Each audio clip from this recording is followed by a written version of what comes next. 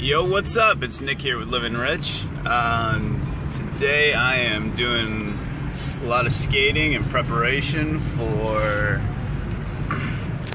I'm doing a lot of skateboarding and preparation for going to Yosemite with my roommates if they're ready in time before I leave their asses.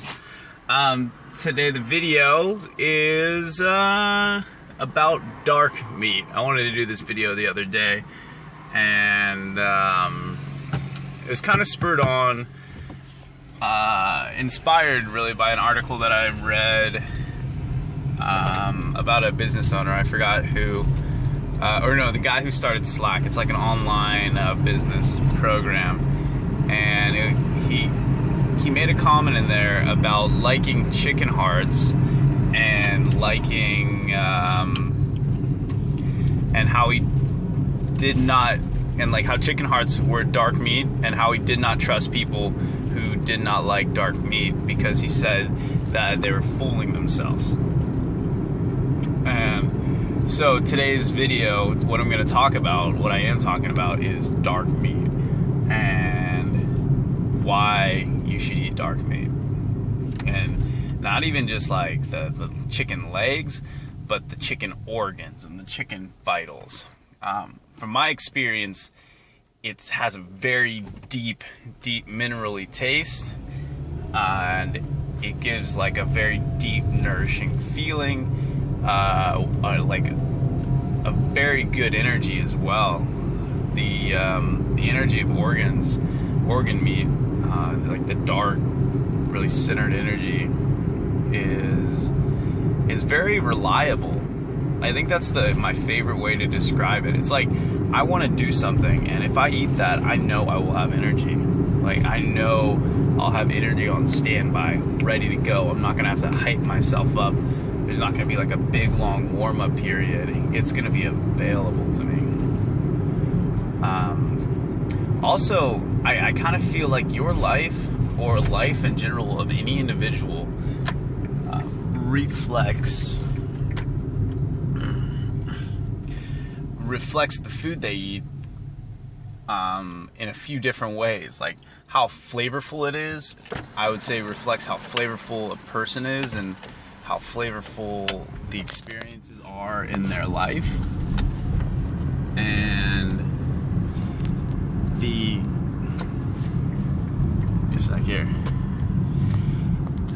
amount of nutrition reflects how powerful they are in the world, reflects how much energy they can bring into existence, how much stamina they have, how much intelligence they have as well. And I think food is very, very discounted in the realm of things when it comes to kind of influencing and changing your life. It's almost like a starting point. It's like the foundation of everything you create. Take two examples.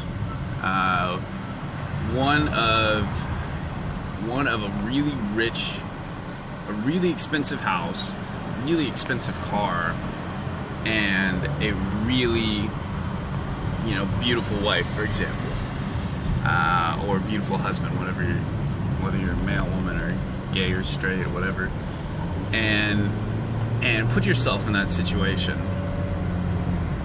And you have very like outwardly aesthetically pleasing things, and everything looks good from the outside. And now take all of that away, and the second scenario, I'm gonna try to be clear and quick to like switch back and create a good contrast. The second scenario would be just like a regular dude or a regular girl who eats really, really, really good, rich, nourishing food and is just exuberant, happy, and healthy from the inside out. And out of those two situations, you have to ask yourself kind of, what would you choose if you had to choose? And that's not saying they're both mutually exclusive. It's just that it's a state of mind that you are in when you're choosing life paths, and like when you're working on something. So realistically, and often, people have both of those. People have a very rich outwardly life and a very rich internally life. Although, more often than that, people have a very rich external life and a very poor internal life and internal health. And they spend a lot of money on doctors and a lot of money on medicines and stuff to make themselves feel better, to make them to like fix problems, not necessarily to like create health, and like to fix their attitude and shit like that. What I find when I have really rich foods, I have a really rich personality as well. And I also find that it's not a permanent thing. Like, my personality is not a set thing. It's more like a river in motion. So, or like an input-output algorithm, I guess, where the state of it, or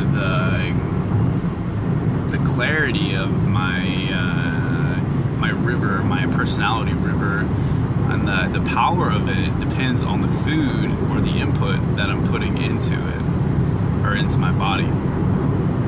And I would challenge you to try this, to try eating liver and heart, and preferably of like grass-fed animals and clean animals that you would like to put in your body, as opposed to the factory farm, just lack of caring, lack of consideration animals that are so common in our just in our society. And when you do this, I think you're gonna find that you can generate luck. Because this is the experience that I've had, is I have literally generated the synchronicity, or maybe not even that, maybe I just became in harmony with my rhythm as it relates to the world's rhythm, if you know what I mean. So like, just that feeling, I'm pretty sure everyone's had it before, but maybe it's been a little bit longer for some people. Just everything clicking, everything falling into place, and becoming like everything's right with the world. You're in tune, you're on time, you're on point, you're clear in your intent and your activities and your thoughts, and everything just lines up, and the outside world does the same for you. And not to say that like that happens all the time. There are a lot of factors in play in the outside world and also in the internal world, but I feel like that is the place where we want to be living more often than what's the average for now, where we have issues with everything, like everything's a problem and nothing's right. I feel like we should be living from where everything is right, everything's on point, everything's on time. And it's not like, I feel like a big deterrent for this, people will make a lot of comments and arguments that they'll say, oh, but everything isn't right, everything is not right in the world. There are issues, there's this, there's that, there's terrorism, and there's hunger, and they just make an argument out of life instead of kind of looking past that. And I've done it too. It's a very human thing, and it's almost like you're stalling. So like when someone gives you a solution, I feel like that's what people do, is they like stall, and that's just one of the ways of stalling.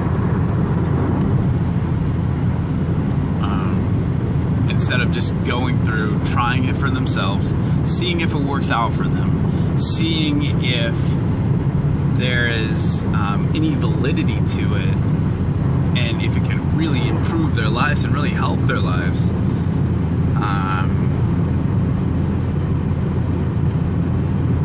Yeah.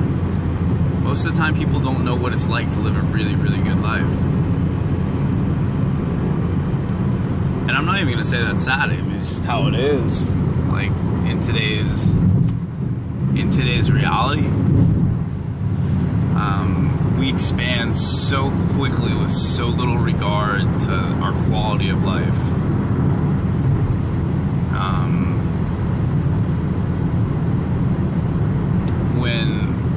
When I feel like there's like a point where to be open to where you expand and you have a good quality of life, and because you have a good quality of life and you're expanding and you have that good mix, there's a lot of potential there to do even more, to have more perspective than you would have without the other. Okay, to do even more, to be more effective than you would be with just expanding as much as you can, like not even considering your health or well-being.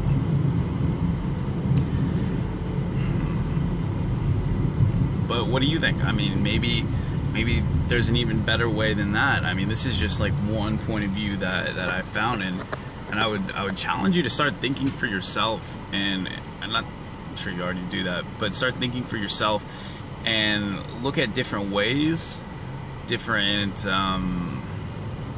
modes of life, different people that you see successful that you want to emulate, and see if you can glean something productive from them as well. So thank you for watching. It was a pleasure to do this video. It's a pleasure to drive too. I'm enjoying this right now. I don't drive very often, and I'm off to go skate at my my home skate park, the first skate park I really skated at when I grew up, and I skated there for like 12 years or something, or 10 years. So I'm down to dig that, and then I'm going to be off to Yosemite later today, and hopefully I'll be able to do a few videos out there and post them after I get back. Alright guys, have a good one. Thank you.